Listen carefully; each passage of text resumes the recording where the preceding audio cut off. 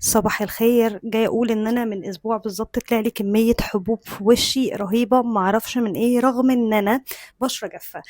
ممكن تبقى مايله للمختلطه، حاجه بسيطه قوي في الصيف، يعني حاجه بسيطه مش اللي هي مختلطه.